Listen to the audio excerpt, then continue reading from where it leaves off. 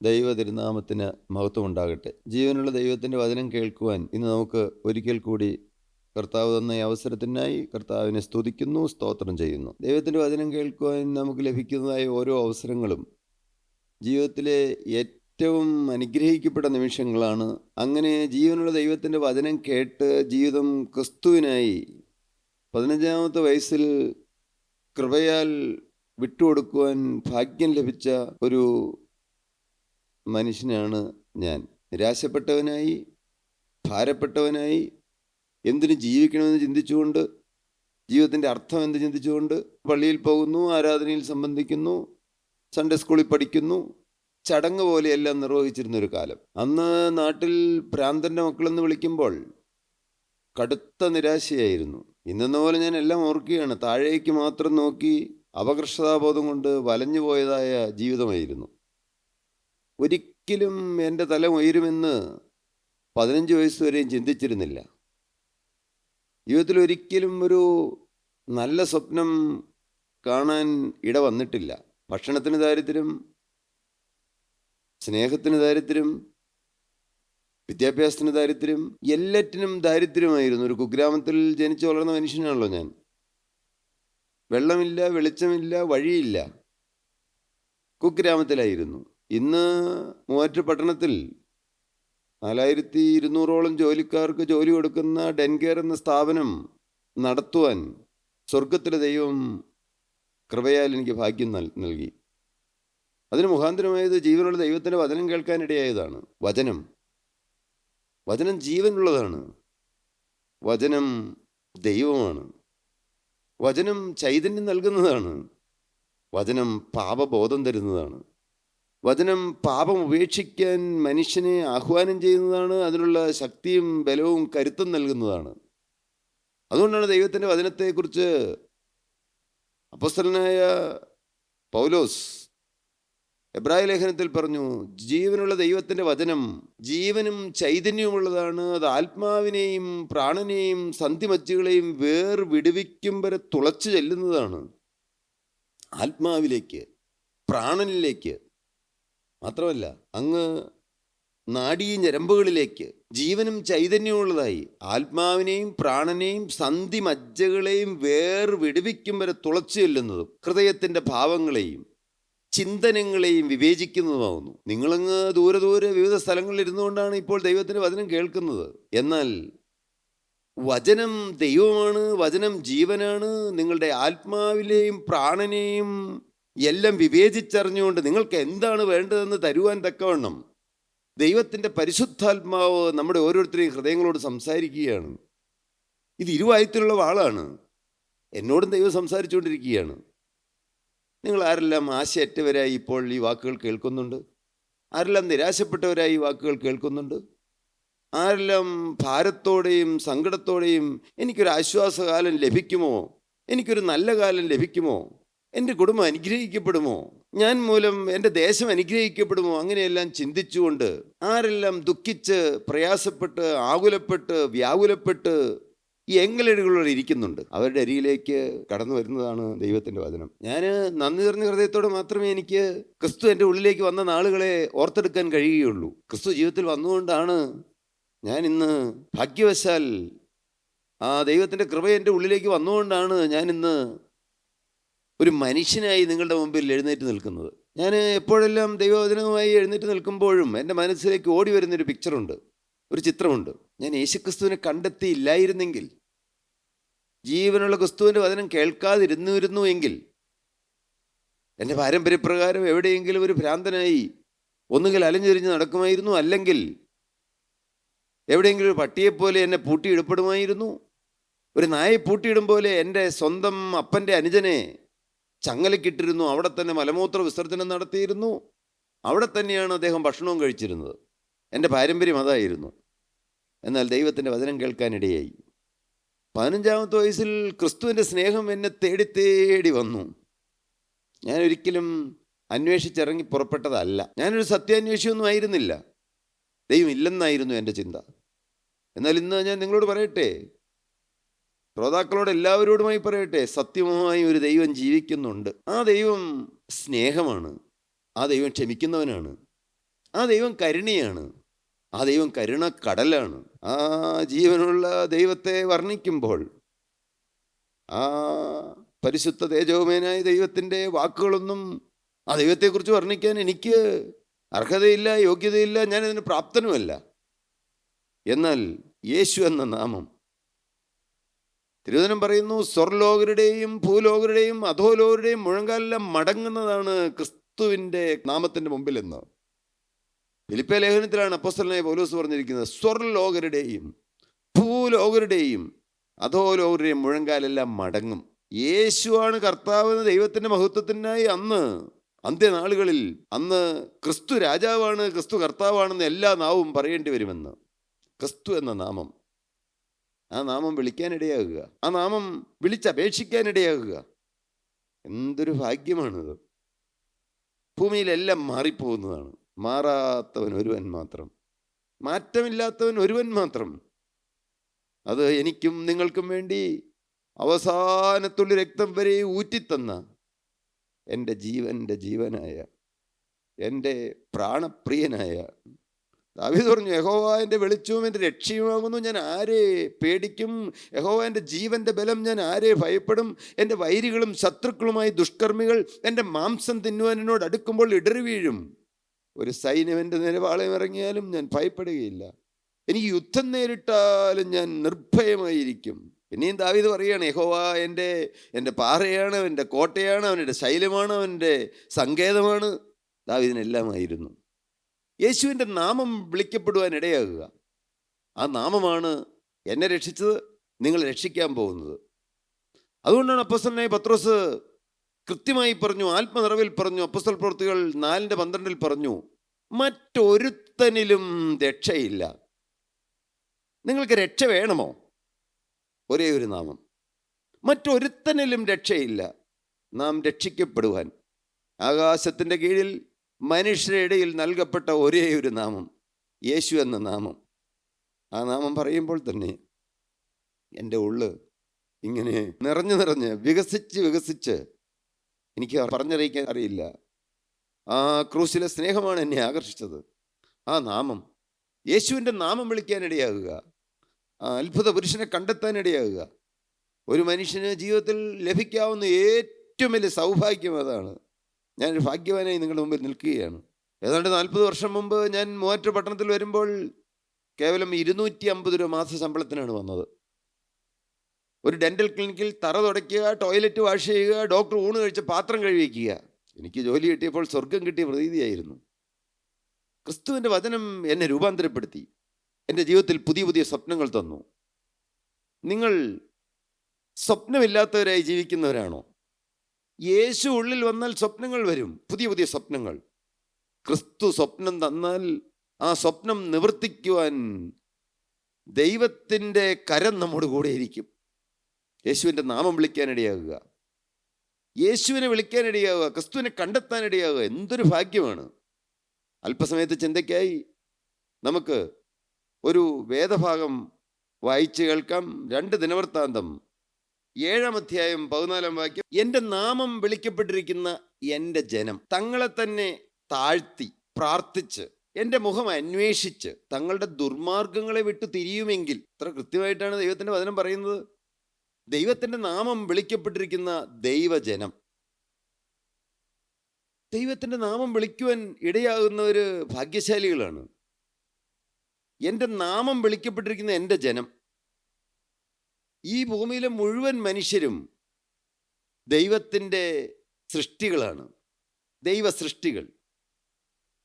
നാം വിശ്വസിക്കുന്നു, ആദിയിൽ ദൈവം ആകാശവും ഭൂമിയും സൃഷ്ടിച്ചു, ആദാമിനെയും ഹവ്വായെയും സൃഷ്ടിച്ചു. ആദാമ്യ വർഗത്തിൽ പിറന്നവരാണ് മനുഷ്യജാതി മുഴുവനും. ദൈവം കൃത്യമായി ദൈവത്തിൻ്റെ ജനത്തോട് തൻ്റെ പരിശുദ്ധാത്മ നിറവിൽ പ്രവാചകന്റെ നാവിലൂടെ പറയുകയാണ്, എൻ്റെ നാമം വിളിക്കപ്പെട്ടിരിക്കുന്ന എൻ്റെ ജനം തങ്ങളെ തന്നെ താഴ്ത്തി. താഴ്മ, തിരുവചനം പറയും, താഴ്മയ്ക്കും യഹോവഭക്തിക്കുമുള്ള പ്രതിഫലം ധനവും മാനവും ജീവനുമാണെന്ന്. എൻ്റെ നാമം വിളിക്കപ്പെട്ടിരിക്കുന്ന എൻ്റെ ജനം തങ്ങളെ തന്നെ താഴ്ത്തി, തന്നെ താഴ്ത്തണമെന്ന്. കന്യാമറിയാമിൻ്റെ ജീവിതത്തിൽ എന്തുകൊണ്ടാണ് യേശു ജനിക്കാനിടയായത്? തിരുവചനം പറയുകയാണ്, കണ്ടാലും തൻ്റെ ദാസിയുടെ താഴ്ചയെ കടാക്ഷിച്ചുവല്ലോ. താഴ്മയെ കടാക്ഷിക്കുന്ന ഒരു ദൈവം, താണവനെ ഉയർത്തുന്ന ദൈവം, കുപ്പയിൽ നിന്ന് ഉയർത്തുന്ന ദൈവം. ആർക്കെല്ലാം ജീവിതത്തിൽ താഴ്ചയുണ്ടോ, ഹൃദയത്തിൽ താഴ്ചയുടെ കാര്യമാണ് പറയുന്നത്, എപ്പോഴും പരിതപിക്കുന്ന കാര്യമല്ല പറഞ്ഞത്. എൻ്റെ കർത്താവേ, ഞാൻ ആയിരിക്കുന്നത് അവിടുത്തെ കരുണയാലാണെന്ന് തിരിച്ചറിഞ്ഞുകൊണ്ട് ഒരു എളിമയുള്ള ഹൃദയം ലഭിക്കുക, തങ്ങളെ തന്നെ താഴ്ത്താനിടയാകുക.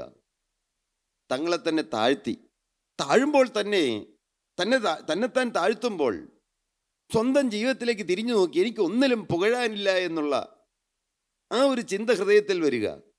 ദൈവത്തിൻ്റെ കരുണയാലാണ് ഞാൻ ഇന്ന് ആയിരിക്കുന്നതെന്ന് തിരിച്ചറിവ് ലഭിക്കുക, തങ്ങളെ തന്നെ താഴ്ത്തുക. 57 യെശയ്യാ പ്രവാചകന്റെ പുസ്തകം 57-ാം അധ്യായത്തിൻ്റെ 15-ാം വാക്യത്തിൽ പറയുകയാണ്, ഉന്നതനും ഉയർന്നിരിക്കുന്നവനും ശാശ്വതവാസിയും പരിശുദ്ധനും നാമമുള്ളവനുമായവൻ. ആരാണ് ഈ ദൈവം? ഉന്നതനാണ്, ഉയർന്നിരിക്കുന്നവനാണ്. ദൈവമേ, ആ നാമം നാവിലെടുക്കാൻ യോഗ്യത ഉണ്ടായിരുന്ന മനുഷ്യനല്ല ഞാൻ. ഉന്നതനായ ദൈവം. ത്രോപ്പേൻ മാലാഖമാർ, തീക്കെടുത്ത മാലാഖമാർ വിറയലോടെ ആരാധിക്കുന്ന ദൈവം പരിശുദ്ധൻ പരിശുദ്ധൻ പരിശുദ്ധൻ എന്ന് പറഞ്ഞുകൊണ്ട് വിറയലോടെ ആരാധിക്കുന്ന ജീവനുള്ള നിത്യപരിശുദ്ധ തേജോമയനായ ദൈവം, ദൈവത്തിൻ്റെ നാമം നാവിലെടുക്കാൻ ഇടയാകുക. ഉന്നതനായ ദൈവം, ഉയർന്നിരിക്കുന്ന ദൈവം, ഞാൻ ഇരിക്കുന്ന അറിയുന്ന ദൈവം, ഞാൻ എഴുന്നേൽക്കുന്ന അറിയുന്ന ദൈവം, ഞാനിപ്പോൾ ഇവിടെ എഴുന്നേറ്റെന്ന് പറയുന്ന വാക്കുകൾ ശ്രദ്ധ വെച്ച് കേൾക്കുന്ന ദൈവം, നിങ്ങൾ ഇരിക്കുന്ന അതാത് സ്ഥാനങ്ങളിൽ നിങ്ങൾ എങ്ങനെയാണ് ഈ വചനത്തെ സ്വീകരിക്കുന്നതെന്ന് നോക്കിക്കൊണ്ട് ജാഗ്രതയോടെ നോക്കിക്കൊണ്ടിരിക്കുന്ന ജീവനുള്ള ദൈവം, പരിശുദ്ധനായ ദൈവം. ആ ദൈവം ഉന്നതനാണ്, ഉയർന്നിരിക്കുന്നവനാണ്, ശാശ്വതവാസിയാണ്. ശാശ്വതവാസിയായ ദൈവം, എന്നെന്നും നിലനിൽക്കുന്ന ദൈവം. ആ ദൈവം പറയുകയാണ്, ഞാൻ ഉന്നതനും പരിശുദ്ധനുമായി വസിക്കുന്നു. ഞാൻ ഉന്നതനായി വസിക്കുകയാണ്, ഞാൻ പരിശുദ്ധനായി വസിക്കുകയാണ്. എന്നാൽ താഴ്മയുള്ളവരുടെ ഹൃദയത്തിനും തന്നെത്താൻ താഴ്ത്തുക, താഴ്മയുള്ളവരുടെ മനസ്സിനും മനസ്താവമുള്ളവരുടെ ഹൃദയത്തിനും ചൈതന്യം വരുത്തുന്ന ദൈവം. ഉന്നതനും ഉയർന്നിരിക്കുന്നവനും ശാശ്വതവാസിയും പരിശുദ്ധനെന്ന് നാമുള്ളവനുമായവനും ഇപ്രകാരം അരുളി ചെയ്യുന്നു. ആ വാക്യം ഒന്ന് വായിച്ചു കേൾക്കാം. ഉന്നതനും ഉയർന്നിരിക്കുന്നവനും ശാശ്വതവാസിയും പരിശുദ്ധനെന്ന നാമമുള്ളവനുമായവൻ ഇപ്രകാരം അരുളി ചെയ്യുന്നു, ഞാൻ ഉന്നതനും പരിശുദ്ധനുമായി വസിക്കുന്നു. ഞാൻ ഉന്നതനും പരിശുദ്ധനുമായി വസിക്കുന്നു. താഴ്മയുള്ളവരുടെ മനസ്സിനും മനസ്താപമുള്ളവരുടെ ഹൃദയത്തിനും. മനസ്താപമുള്ളവരുടെ ഹൃദയം. എന്താണ് മനസ്താപമുള്ള ഹൃദയം? എന്താണ് മനസ്താപം? ചെയ്യേണ്ട കാര്യം ചെയ്തില്ലല്ലോ എന്നുള്ള ചിന്ത. ഒരാളെ സഹായിക്കണമായിരുന്നു. ദൈവത്തിന്റെ തിരുവചനം പറയുകയാണ്, ഉന്നതനും ഉയർന്നിരിക്കുന്നവനും ശാശ്വതവാസിയും പരിശുദ്ധനും നാമുള്ളവനുമായി ഇപ്രകാരം അരുളി ചെയ്യുന്നു, ഞാൻ ഉന്നതനും പരിശുദ്ധനുമായി വസിക്കുന്നു. താഴ്മയുള്ളവരുടെ മനസ്സിനും മനസ്താവമുള്ളവരുടെ ഹൃദയത്തിനും ചൈതന്യം വരുത്തുവാൻ. എന്താണ് ചൈതന്യം വരുത്തുക? അങ്ങനെ എളിമപ്പെടുമ്പോൾ, താഴ്മപ്പെടുമ്പോൾ ദൈവത്തിൻ്റെ പരിശുദ്ധാത്മാവ് വന്ന് വസിക്കുന്നു, ചൈതന്യം കിട്ടുന്നു, ജീവൻ കിട്ടുന്നു. ദൈവം പറയുകയാണ്, ചൈതന്യം വരുത്തുവാൻ ഞാൻ മനസ്താപവും മനോവിനയമുള്ളവരോട് വസിക്കുന്നു. മനസ്താപമുള്ളവരോട് വസിക്കുന്ന ദൈവം, മനോവിനയമുള്ളവരോട് വസിക്കുന്ന ദൈവം. എന്താണ് നാം ചിന്തിച്ചു വരുന്നത്? 2 ദിനവൃത്താന്തം 7-ാം അധ്യായം 14-ാം വാക്യം വായിച്ചു കേൾക്കാം. എന്റെ നാമം വിളിക്കപ്പെട്ടിരിക്കുന്ന എന്റെ ജനം തങ്ങളെ തന്നെ താഴ്ത്തി പ്രാർത്ഥിച്ച് എന്റെ മുഖം അന്വേഷിച്ച്. എന്റെ ദൈവമേ, ദൈവത്തിന്റെ മുഖം അന്വേഷിക്കുക. പ്രാർത്ഥിക്കുന്നതിന് മുമ്പ് എന്ത് ചെയ്യണമെന്നാണ് പറഞ്ഞത്? തന്നെത്താൻ താഴ്ത്തണമെന്ന്. തന്നെത്താൻ താഴ്ത്തി പ്രാർത്ഥിച്ച് ദൈവത്തിന്റെ മുഖം അന്വേഷിച്ച് തങ്ങളുടെ ദുർമാർഗങ്ങളെ വിട്ടുതിരിയുമെങ്കിൽ, പാപം വിട്ടുതിരിയുമെങ്കിൽ. ഇന്ന് പാപം ചെയ്യാൻ മനുഷ്യന് ഒരു പേടിയുമില്ല. തങ്ങളുടെ ദുർമാർഗങ്ങളെ വിട്ടുതിരിയുക. ദൈവം ആഹ്വാനം ചെയ്യുകയാണ്.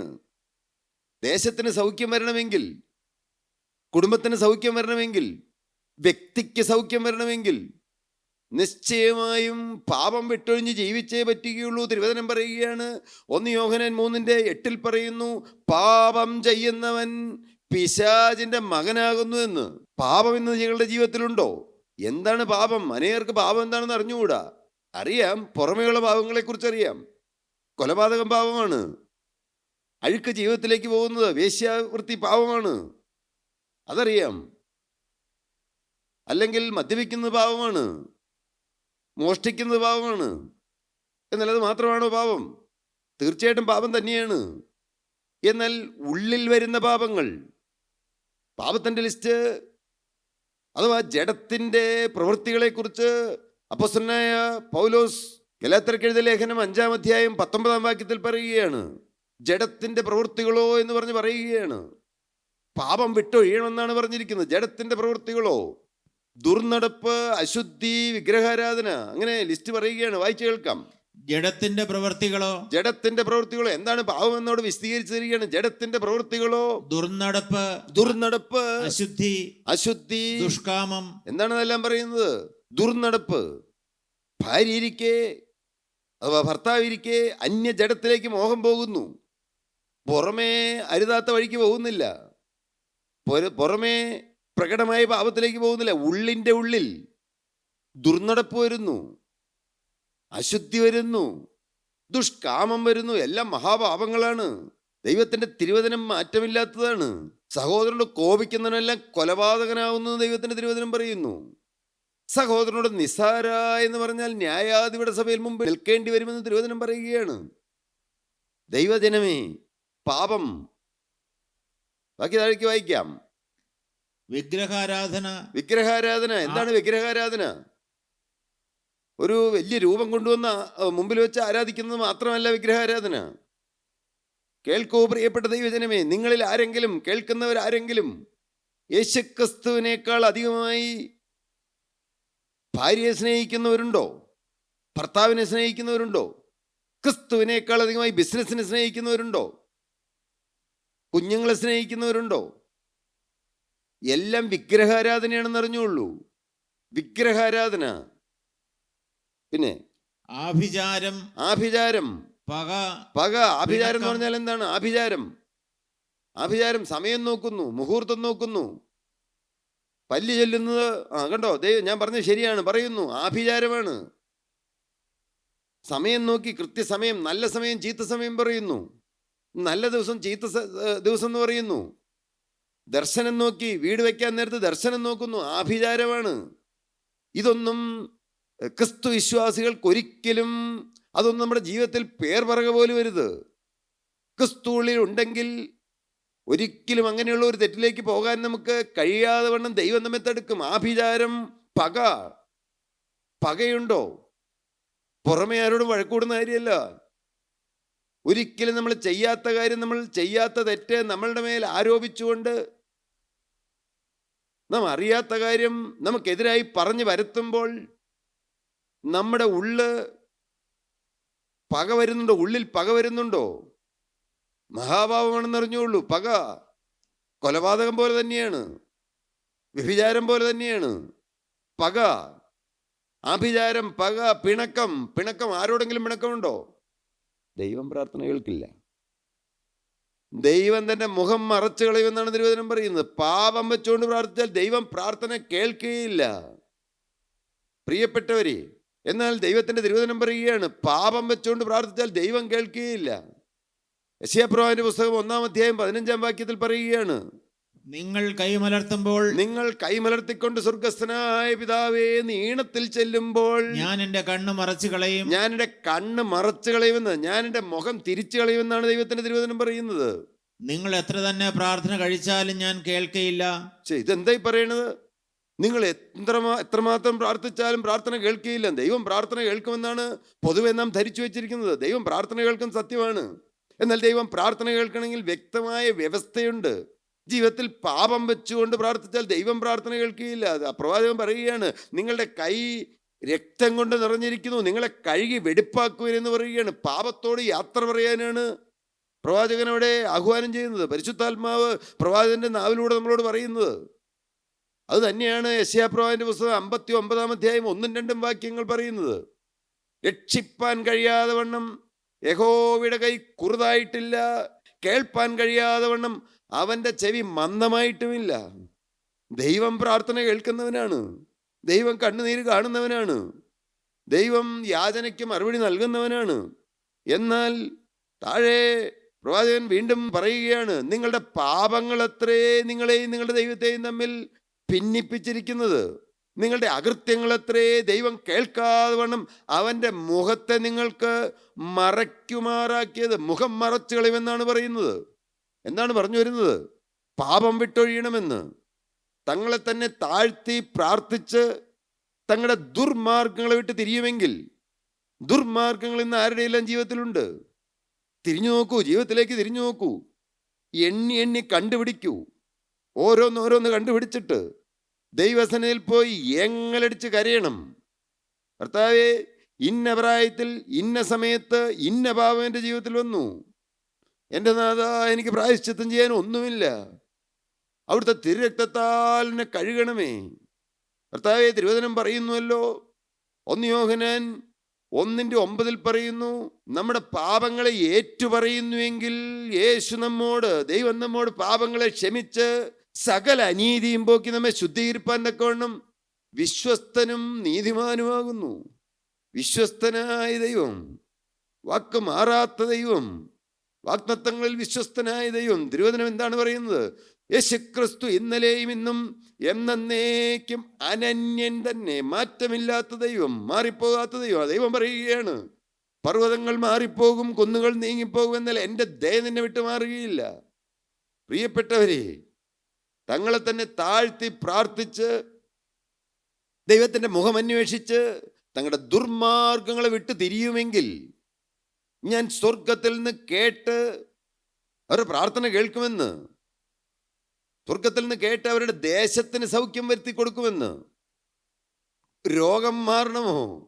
പ്രിയപ്പെട്ടവരെ, പാപം മാറുമ്പോൾ രോഗം മാറിപ്പോകും. എത്രയെത്ര അനുഭവങ്ങളുണ്ട്. ഏതെല്ലാം അനുഭവങ്ങൾ! മുഴുപ്രാന്തനായിരുന്ന എൻ്റെ പിതാവിൻ്റെ രോഗം യേശുക്രിസ്തു എന്നേക്കുമായി മാറ്റിക്കൊടുത്തു. അതിന് നിദാനമായത്, അതിന് മുഖാന്തരമായത് ദൈവത്തിൻ്റെ വചനം കേൾക്കാൻ പോകാനിടയായി. എൻ്റെ അമ്മ നിർബന്ധിച്ചാണ് എൻ്റെ പിതാവിനെ പ്രാർത്ഥനായോഗത്തിലേക്ക് കൊണ്ടുപോയത്. അന്ന് ഞങ്ങളുടെ കുടുംബത്തിൻ്റെ സ്ഥിതിയൊന്നും മാറിയിട്ടില്ല. 40-45 വർഷം മുമ്പുള്ള കാര്യമാണ് ഞാൻ പറയുന്നത്. നിർബന്ധിച്ച് പ്രാർത്ഥനായോഗത്തിന് കൊണ്ടുപോയി. അതിനു മുമ്പ് പള്ളികളെല്ലാം കയറി ഇറങ്ങി നടന്നിരുന്നു. അമ്പലങ്ങൾ തോറും കയറി ഇറങ്ങി നേർച്ചകൾ നടത്തിയിരുന്നു. പാലക്കഴ ഒരു കാവുണ്ട് ഞങ്ങളുടെ നാട്ടിൽ. മൂവാറ്റുപുഴയിൽ നിന്നും അധികം ദൂരമല്ല, 10 കിലോമീറ്റർ മാത്രം ദൂരമുള്ള. എല്ലാ മാസവും അവിടെ നേർച്ച നടത്തും, വഴിപാട് നടത്തും. എന്തിനു പറയുന്നു? അവസാനം ഞങ്ങളുടെ വീട്ടിൽ മന്ത്രവാദവും നടത്തി. ഒരു കുഞ്ഞപ്പൻ പഠിക്കുന്ന ആശാരിയെ വിളിച്ചുകൊണ്ട് വന്ന് മന്ത്രവാദം നടത്തി. ഭ്രാന്ത് മാറിയില്ല. എന്നാൽ അമ്മ വചനം കേട്ടു. അമ്മ ജീവിതം ക്രിസ്തുവിനായി സമർപ്പിച്ചു. ഒരു കീറിയ ചട്ട ഇട്ടുകൊണ്ട് വായ്പ മേടിച്ചൊരു മുണ്ട് കൊടുത്തുകൊണ്ട് സമാധാനമില്ലാതെയാണ് അമ്മ പ്രാർത്ഥനായോഗത്തിന് പോയത്. എന്നാൽ ജീവനുള്ള ക്രിസ്തുവിൻ്റെ വചനം അമ്മയെ രൂപാന്തരപ്പെടുത്തി. അമ്മയുടെ ഹൃദയത്തിന് കർത്താവ് സമാധാനം കൊടുത്തു, ആശ്വാസം കൊടുത്തു. അമ്മ ചാച്ചനെ നിർബന്ധിച്ച്, എൻ്റെ പിതാവിനെ നിർബന്ധിച്ച് പ്രാർത്ഥനായോഗത്തിന് കൊണ്ടുപോയി. വചനമെന്ന് ദൈവദാസന്റെ നാവിലൂടെ മുഴങ്ങിക്കേട്ടു. പാപം ചെയ്യുന്നവൻ പിശാചിന്റെ മകനാകുന്നു, പിശാചിന്റെ പ്രവൃത്തികളെ അഴിപ്പാൻ തന്നെ ദൈവപുത്രൻ പ്രത്യക്ഷനായി എന്നുള്ള ജീവനുള്ള ക്രിസ്തുവിന്റെ വചനം 1 യോഹന്നാൻ 3:8 പറഞ്ഞത് കേട്ടു. എൻ്റെ അമ്മ അവിടെ നിന്ന് കണ്ണുനീരോടെ പ്രാർത്ഥിച്ചു, എൻ്റെ യേശുവേ, എൻ്റെ ചാച്ചൻ്റെ ഭ്രാന്ത് മാറ്റണമേ എന്ന്. കുടുംബത്തിൻ്റെ സ്ഥിതിയൊന്നും അന്നും മാറിയിട്ടില്ല. പാവം അമ്മ എന്നും ഒരു കീറപ്പായിലിരുന്നു കൊണ്ട് ഏങ്ങലടിച്ച് പ്രാർത്ഥിക്കും.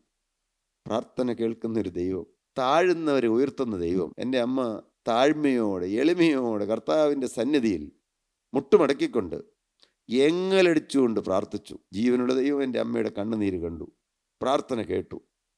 അമ്മ നിർബന്ധിച്ചാണ് ഞാൻ പ്രാർത്ഥനായോഗത്തിന് പോകാനിടയായത്. ഞാൻ ജീവിതം ക്രിസ്തുവിനായി സമർപ്പിക്കാനിടയെ ഞാൻ പറഞ്ഞുവല്ലോ.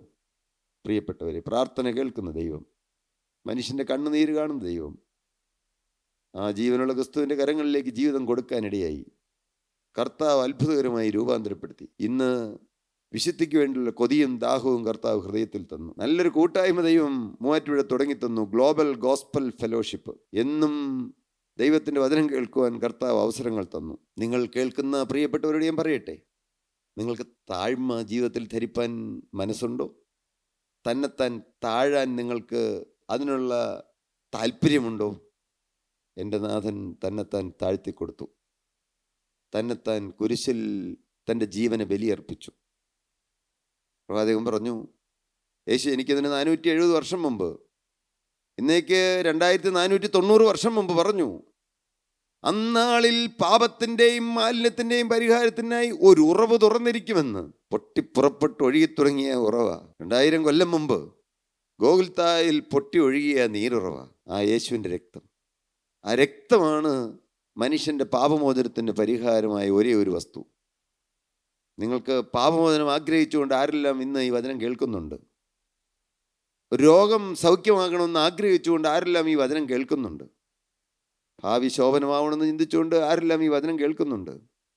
എൻ്റെ കൂമ്പടഞ്ഞ ഭാവി, നിരാശപ്പെട്ടു പോയ, ദുഃഖത്തിൽ ആണ്ടുപോയ എൻ്റെ ജീവിതം ഒന്ന് കരകയറണമെന്ന് ആഗ്രഹിച്ചുകൊണ്ട് ആരെല്ലാം ഈ തിരുവചനം കേൾക്കുന്നുണ്ട്? നിങ്ങളുടെ അരിയിലേക്ക് യേശു വരുന്നുണ്ട്. യേശുവിൻ്റെ സ്നേഹമാണ് ഇതുവരെ നിങ്ങളെ വശീകരിച്ച് ഈ വചനത്തിലൂടെ നിങ്ങളോട് സംസാരിച്ചു കൊണ്ടിരുന്നത്. ജീവിതം യേശുവിന് വിട്ടുകൊടുക്കാൻ നിങ്ങൾക്ക് മനസ്സുണ്ടോ? പാപത്തോട് യാത്ര പറയാൻ മനസ്സുണ്ടോ? തങ്ങളെ തന്നെ താഴ്ത്താൻ മനസ്സുണ്ടോ? ദൈവത്തിൻ്റെ മുഖം അന്വേഷിക്കാൻ നിങ്ങൾക്ക് പരിപാടിയുണ്ടോ?